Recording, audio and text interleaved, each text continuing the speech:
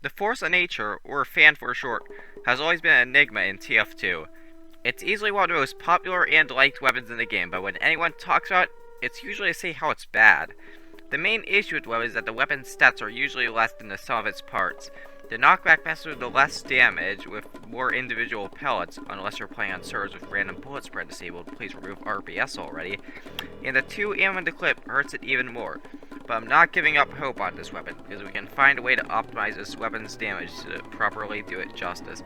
This is Fury Fortress 2, where you find new playstyles to make the most out of niche weapons. The Force of Nature has the following stats. The positives are that it fires 50% faster in stock, deals knockback on the user and target, and fires 20% more bullets per shot, meaning it fires 12 bullets instead of 10.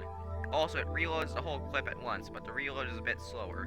The trade-offs for the weapon are a 10% damage penalty, meaning the individual bullets do 5.4 damage at base instead of 6, and you only have 2 shots in the clip. This sounds good, however, there is more than meets the eye. The knockback is both the biggest blessing and curse, as you can jump higher with it and knock people into hazards, but it also knocks people out of range when you're using a shotgun. This is the flaw that most people point to when saying the weapon is bad. Not only that, but the fact that pellets do less damage further weakens the weapons, especially on servers with random bullet spread turned off. There was a video by Zestius that explains this pretty well, but your shotgun is more accurate on servers without RBS. From these stats, simply firing fast twice isn't going to cut it. We'll have to think of new tactics. After this knowledge, I began to adopt new playstyles of Fan Scout.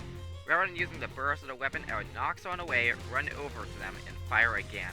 This is a decent tactic, as you still get the benefits of increased mobility and potential hazard kills, while still having good damage.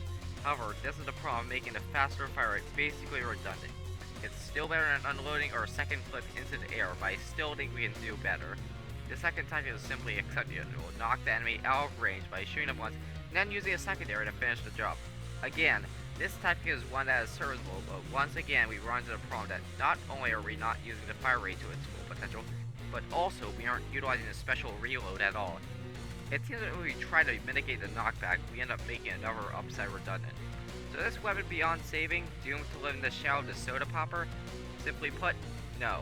There's one final way to save this weapon, but first we have to understand how knockback works. Knockback is an important but very unexplored mechanic. There is some knockback with every time damage is dealt, which is why heavies and sentries can push you back during Uber. However, the webs with major knockback will knock you upwards in one way or another. Another quirk is that if you are below someone and shoot them, they will be knocked up. Webs with major knockback mainly include explosives, due to this being a cartoony game and explosives would obviously send people flying. However, there are more ways to deal major and reliable knockback. Air Blast is one of these, and another includes our subject, the Force of Nature. The knockback is not a flat line forward, but again, sends players slightly up. Most people think that the main reason the second hit of the Force of Nature does little damage is because of the horizontal knockback, but that's only one part of it.